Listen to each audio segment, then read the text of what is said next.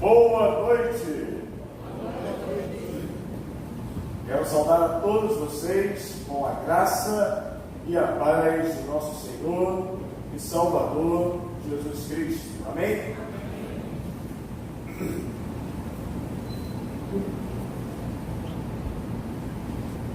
Desde quinta-feira passada, estou um pouquinho afetado na minha garganta. E aí, uma curiosidade, domingo à noite eu preguei, quando eu desci o culto eu estava rouco. E tenho me recuperado. Então eu chamei aqui o irmão Heitor, ele é um jovem da nossa igreja, ele tem centro de igreja jovem 4, né? Oi? Aí é 1, é verdade. Ele vai fazer a leitura para nós do texto que nós vamos ler hoje, livro de Apocalipse, capítulo 5. Na nossa última vez aqui, eles falam do Apocalipse 5, versículo 1. Então hoje nós faremos a abordagem do texto por inteiro. Então, na mão direita daquele que estava sentado no trono, vi um livro, escrito por dentro e por fora e lacrado com 7 selos. Vi um anjo poderoso que perguntava em alta voz: quem é digno de romper os selos desse livro e abri-lo? Mas não havia ninguém no céu, nem na terra, nem debaixo da terra que pudesse abrir o livro e lê-lo.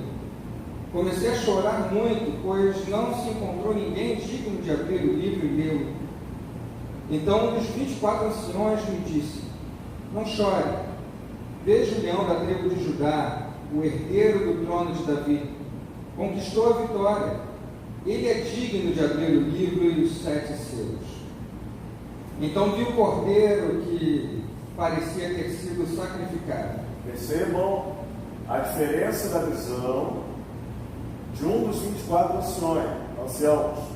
Ele disse que veja o leão da tribo de Judá. E João olha e viu o cordeiro que parecia ter sido sacrificado, mas que agora estava em pé entre o trono e os 4 seres vivos e no meio dos 24 anciãos. Tinha 7 chifres. Lembra do que nós falamos? De algumas figuras de linguagem. O 7, ele vai ter a ideia da perfeição. Toda vez que você vê chifres, cuidado, não é cabelo. Chifres normalmente está relacionado a uma figura de poder. Você, por exemplo, tem lá no altar do holocausto, no tabernáculo que você encontra no Êxodo. No altar do holocausto ele tinha nas suas pontas, cada uma delas, um chifre, um total de 4 chifres. Dizendo então que o poder do sacrifício, aquele sacrifício, ele tinha o poder de salvar todo homem e toda mulher dos 4 cantos da terra. Aqui, ele está querendo dizer que ele tem 7 chifres, ou seja, ele é o Todo-Poderoso. Então a gente pode dizer o quê? Que ele é onipotente. Esse cordeiro, ele é onipotente.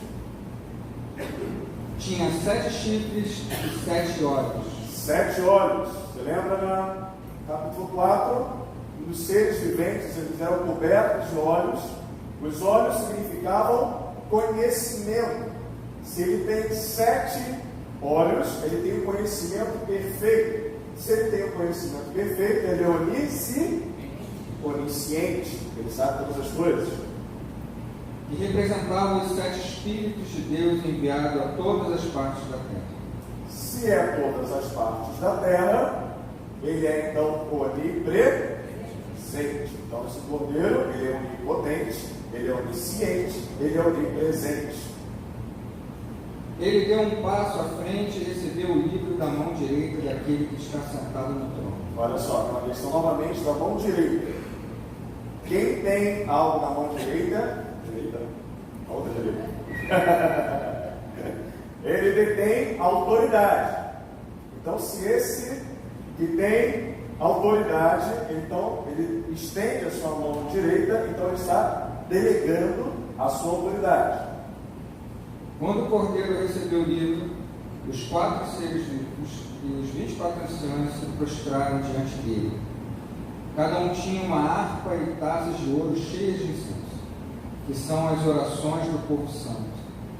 E entoavam um cântico novo com essas palavras: Tu és digno de receber o livro, abrir os selos e lê-lo, pois foste sacrificado e com teu sangue compraste para Deus pessoas de toda tribo, língua, povo e nação.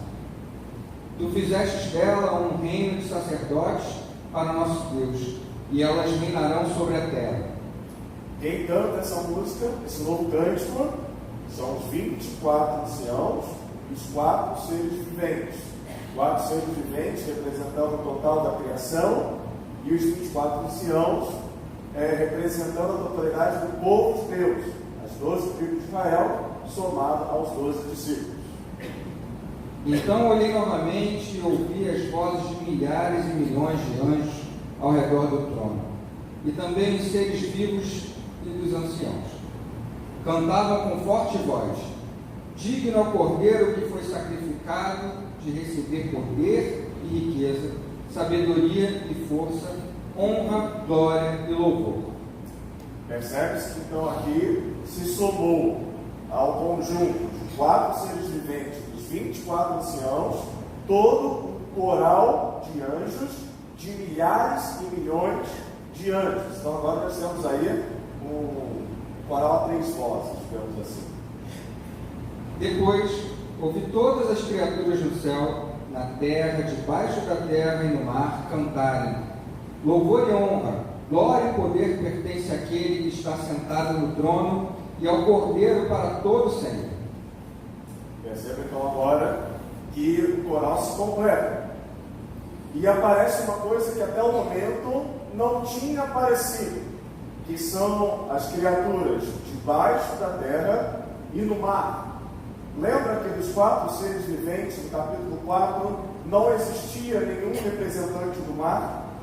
Era um com a face de leão, um com a face de um boi, um com a face da águia e um com a face de um homem. Por quê? Na antiguidade, tudo que era do mar se remetia ao maligno, ao mal. O mar é o caos, o incontrolável. Mas nesse caso, aqui o mar e as criaturas debaixo da terra também se somam a esse coral. E os 4 seres vivos disseram: Amém. E os 24 anciãos se prostraram e o adoraram. Amém. Senhor Deus, Pai Todo-Poderoso, muito obrigado, Senhor, por essa oportunidade de estar em Tua casa, junto do Teu povo, Senhor, para ouvir a Tua palavra, Pai. Direciona o pastor Pedro, Senhor, que tudo que ele faz tenha nascido primeiro do Teu coração, Pai. Muito obrigado, Senhor. Em nome de Jesus, amém. Amém. Amém. Obrigado, irmão. Muito obrigado. Ele roubou um bocado da minha garganta. Então, meus irmãos, na última vez que nós nos debruçamos sobre o capítulo 5, foi naquela ocasião em que nós tivemos uma assembleia também no nosso culto, nós só pudemos tratar de um versículo. E aí nós vimos que o capítulo 5 ele é o segundo capítulo de uma segunda parte do livro de Apocalipse, que vai tratar sobre o culto no céu. Dentro de um contexto de perseguição que está inserido todos os destinatários do livro de Apocalipse, a igreja estava sendo perseguida durante aquela ocasião. O culto é o momento em que eu consigo celebrar, experimentar, vivenciar a vitória que me é garantida pelo Cordeiro. Cordeiro esse que aparece nesse trecho, vai do capítulo 4 até o capítulo 11, 30 vezes ele é citado.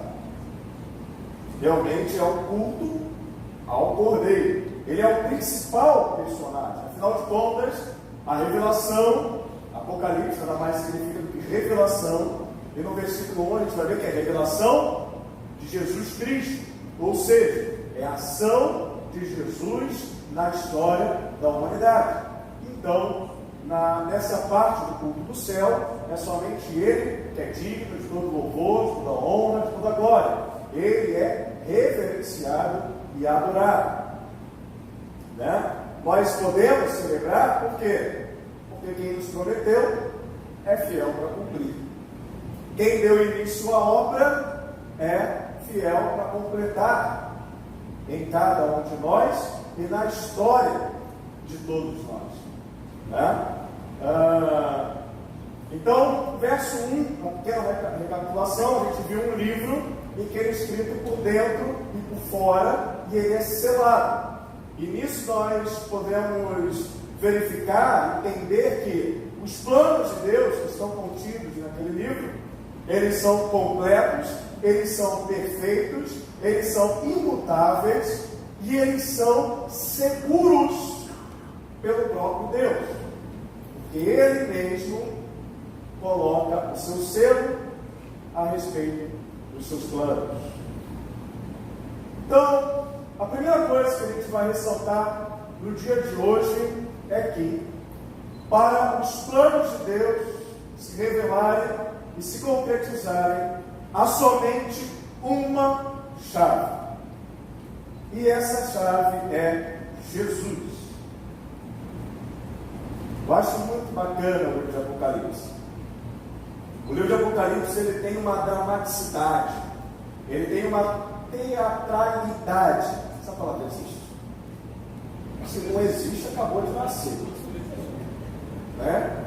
Se tem presidente da República que pode inventar a palavra, eu também posso inventar, não? Isso vai para todos. Mas tem essa coisa teatral no livro de Apocalipse. Não é de se admirar que muitos escritores clássicos montaram óperas e retiraram parte do livro de Apocalipse, né? Para poder montar as suas peças teatrais. O Messias de Handel, por exemplo, né? E ele reinará para sempre. Aqui eu sou próprio, entendeu? Aí eu não consigo fazer essa parte não. Ainda marrom. Olha só, olha ali. O que vai sair? Nada. Apocalipse ele é tomado, porque ele tem essa pegada assim, todo teatral. Na maneira do autor, o estilo que ele utiliza. A Bíblia é palavra de Deus em linguagem humana. Isso é o que declara a nossa declaração doutrinária da Congregação Batista Brasileira. Sendo em linguagem humana, a revelação de Deus, muitas vezes ela tem tratamento de gêneros literários. Assim, por exemplo, é o Apocalipse. Assim, por exemplo, você tem o gênero novela na Bíblia. Isso não significa que é uma história inventada ou que você vai ver na Globo ou na Record. Né? Paga nós Record, paga nós Globo. Né? Você não vai ver isso, embora algumas até tem emissora aí que está fazendo, né? Mas o livro de Jó, por exemplo, ele tem esse estilo literário. Você vai ver poesia, você vai ver ódio, você vai ver vários estilos literários sendo utilizados na Bíblia. Isso tudo interfere na interpretação de cada texto, porque muitos não podem ter um tratamento de uma interpretação literal. Apocalipse, então, não se fala. Né? É uma linguagem totalmente codificada, porque nós estamos no Apocalipse interno. Afinal de contas, o Império Romano estava perseguindo os cristãos. Então, para que a informação chegasse sem risco do emissor ou do destinatário, toda a mensagem era codificada, de maneira que somente quem recebia a mensagem tinha os elementos para poder decodificar aquela mensagem e entender o que o emissor, no caso do João, né, que estava lá na ilha de Patmos, escreveu. Bom,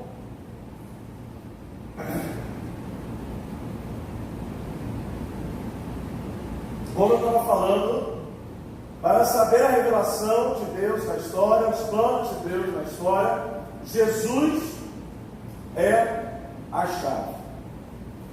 Então, como conhecer o plano divino?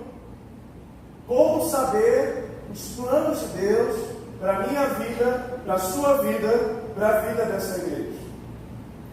A resposta que eu tenho para te dar é a mesma resposta de um daqueles 24 anciãos.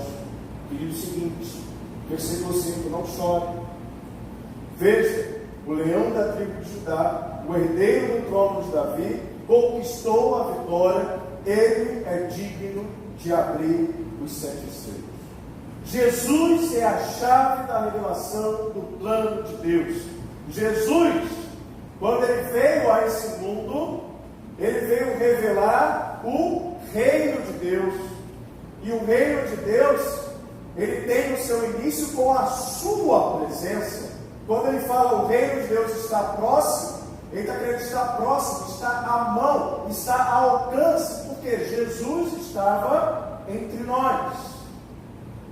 Ou quando ele diz lá que o reino de Deus está entre nós, é porque ele, o Cristo, o ungido do Senhor, estava entre nós.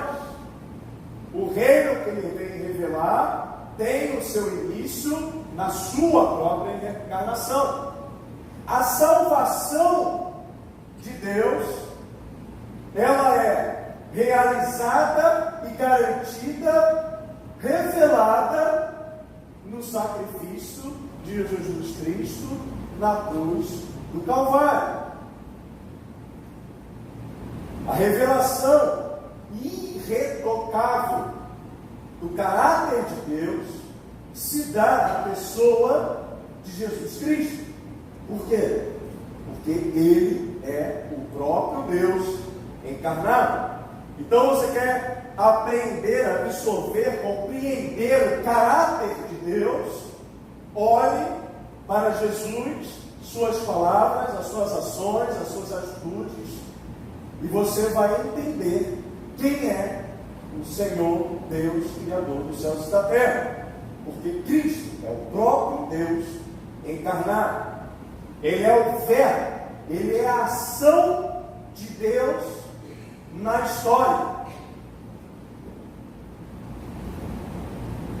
Mas nessa tarefa de vir ao mundo, ele se deixou morrer. É o que fala o apóstolo Pedro num dos seus primeiros discursos. Ele se deixou morrer. Mas ele ressuscitou. Ele venceu a morte. Ele subiu aos céus. Ele é o vitorioso leão da tribo de Judá. Porque ele venceu a única coisa que poderia limitar o nosso acesso pleno ao Pai, que foi a morte. É por ele que nós temos a esperança da ressurreição e de uma vida eterna após essa vida junto ao Pai. Então Jesus, ele revela e realiza os propósitos de Deus na história. Quando Paulo vai dizer: transformai-vos pela renovação das vossas mentes, vamos lembrar aqui que ele diz que nós temos que ter a mente de Cristo. E ele fala então para que a gente renove as nossas mentes, para que a gente possa conhecer o quê? A boa, agradável e perfeita vontade de Deus. E aí, se a chave para todo conhecimento dos planos de Deus é Jesus, cabe uma pergunta: quem é Jesus? Esse ano de 2019 nós estamos estudando sobre Jesus.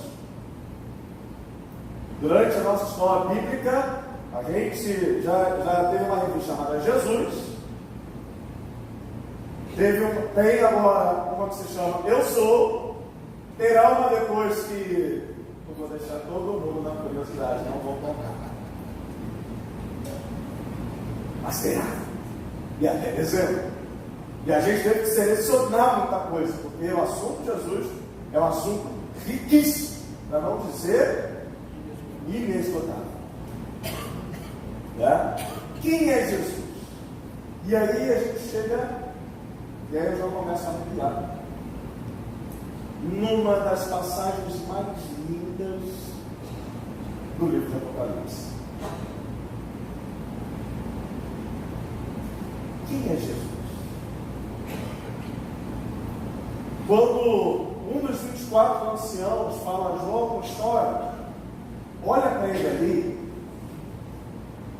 ele vê um leão da tribo de Judá, o herdeiro do trono de Davi. Mas quando João de repente segue a orientação do dedo daquele um dos 24 anciãos, ele não vê um leão, ele vê um cordeiro. Porque para nós, Jesus é o Cordeiro de Deus que tira o pecado. Os céus já receberam Cristo vitorioso, o que está sentado à destra do Pai. Mas nós aqui na terra, quando olhamos para Jesus, nós vemos o autor e consumador da nossa fé, aquele que, demonstrando então o caráter de Deus, e também que ousou definir Deus, definiu como sendo Deus é amor, e em grande amor deu a si mesmo, sendo o Cordeiro de Deus que tira o pecado do mundo. Eu acho isso uma das coisas mais lindas do Apocalipse. Queridos irmãos, quando nós falamos de Jesus, nós precisamos ter sempre em mente quão grande é o amor de Deus, que deu o seu Filho como uma ovelha muda perante os seus torturadores, para morrer no meu lugar, para morrer no seu lugar.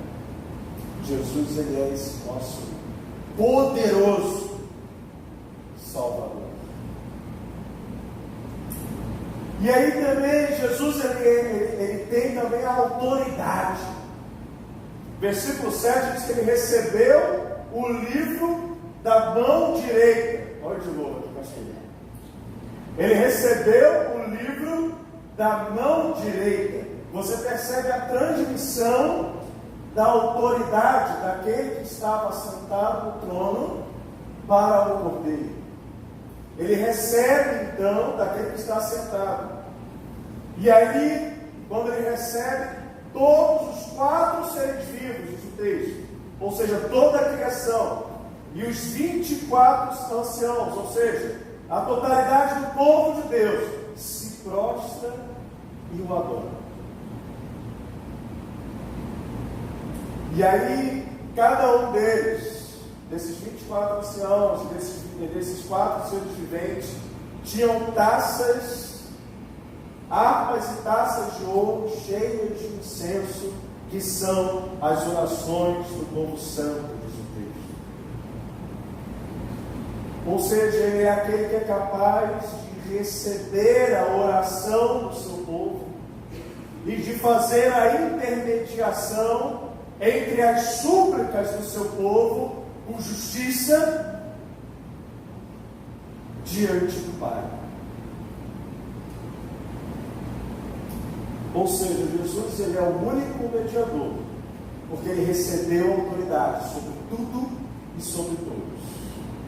E ele é o único habilitado para revelar os planos de Deus para a humanidade, porque ele também se fez um de nós. Finalmente, Jesus ele traz novidade. Nós já lemos alguns hinos de louvor nesse texto de Apocalipse até aqui. Só que agora vocês veem no versículo 9, eles entoavam, os 4 seres viventes, os 24 anciãos, eles entoavam um cântico novo. E ali o autor, ele vai declinar o conteúdo desse cântico novo. E aí no meio desse hino diz uma parte dele: tu fizeste delas, ou seja, pessoas que ele comprou com o seu sangue, reino de sacerdotes, uma igreja, ele comprou para si pelo preço do seu sangue. E aí a gente, claro, faz imediatamente o link com Pedro, apóstolo, que em 1 Pedro, na sua primeira carta, no capítulo 2, versículos 5 e 9, vai dizer que nós somos sacerdócio santo para oferecer adoração, e somos sacerdócios reais para anunciar as maravilhosas coisas que Deus tem para a humanidade. E aí é muito interessante que vai seguir o texto e se juntam a toda a criação e a todo o povo de Deus, todos os anjos. E mais uma vez, nós temos um hino de adoração. E finalmente, a toda a criação, a todo o povo de Deus, a todos os anjos, somos também todas as criaturas do céu, na terra, debaixo da terra e no mar. E aí, vamos lembrar de como é que é a cosmologia, como as pessoas imaginavam o mundo naquela época. Todo mundo era terraplanista. Eles foram trazer em voga, né? Essa é a ideia de visão que se tinha no mundo da antiguidade. A terra era plana, era um disco. Acima dela estava o firmamento, e abaixo dela estava o quê? O Hades, o inferno. Até os infernos serão obrigados a reconhecer que Jesus Cristo é Senhor.